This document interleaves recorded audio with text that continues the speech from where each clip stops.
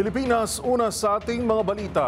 Tinutugis na ng Parañaque Police sa mga armadong lalaki na nang-ambush sa sasakyan ng Bureau of Jail Management and Penology o BJMP galing sa pagdinig sa korte.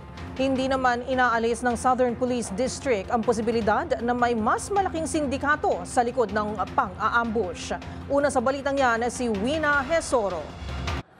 Tinutugis na ng mga otoridad ang 5 nakatakas sa suspect sa pananambang sa van ng BJMP sa Cavitex upang itakas ang sakay na Chinese detainee galing sa hearing sa Makati Regional Trial Court. Ayon sa Parañaque Police Station, nagpapatuloy ang kanilang follow-up operation at backtracking upang mabilis na mahuli ang mga nakatakas sa suspect at ma-recover ang lahat ng ginamit bilang armas.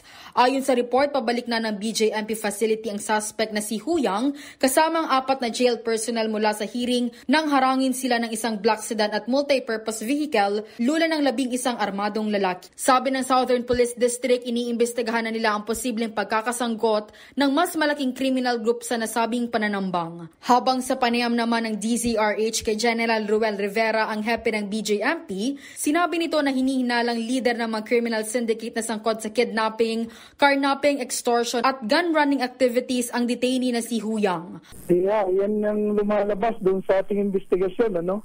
And mukhang talagang i-rescue ito sapagkat medyo malaking tao itong ating PDL na ito.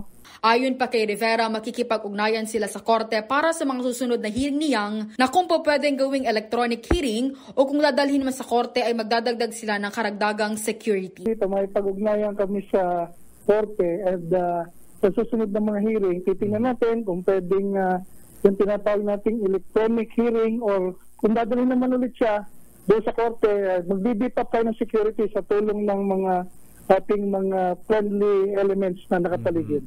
Samantala, inihahanda na rin ang patong-patong na kaso laban sa 6 na kasabwat na naaresto, kabilang ang frustrated at attempted murder. Para sa MBC TV Network News, ito si Wina Hesoro ng DZRH, una sa Pilipinas, una sa Pilipino.